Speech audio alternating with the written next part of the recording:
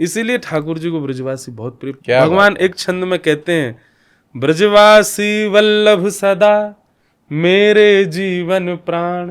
ये मेरे प्राण हैं, इनको ना ही बिसारी हूं, इनको मैं कभी नहीं भूलूंगा।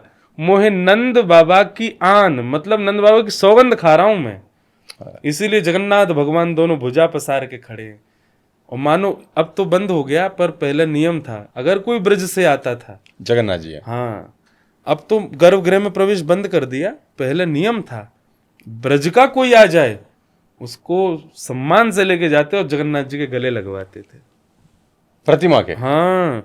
वो तो सबके लिए पहले अलाउ था, जितने भी लोग जाते हैं जगन्नाथपुरी, सबको अलाउ था जाकर के जगन्नाथ जी को गले लगा सकते हैं।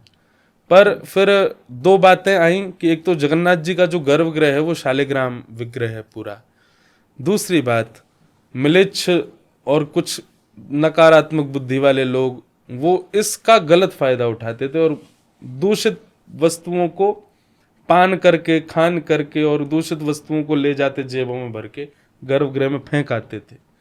इसलिए फिर शंकराचार्य आदियों ने नियम बना दिया कि भाई अब कलयुग में लोग इतने पवित्र नहीं है कि उनको ठाकुर जी, लेकिन वैसे कोई जाता था ब्रिज से तो ठाकुर जी को अंक में गले लगाने का अधिकार था।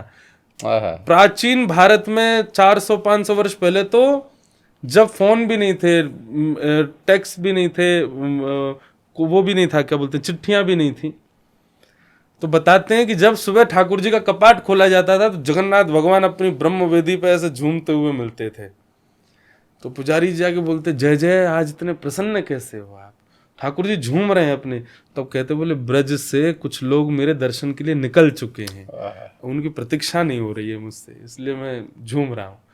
तो ठाकुर जी की प्रसन्नता से पता चल जाता था कि ब्रज से कोई आ रहा है।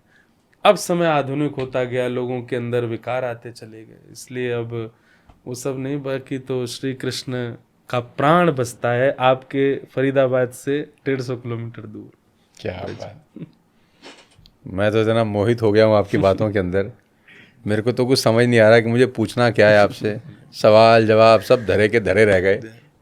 अब उनको आप अगली बार के लिए रख लो।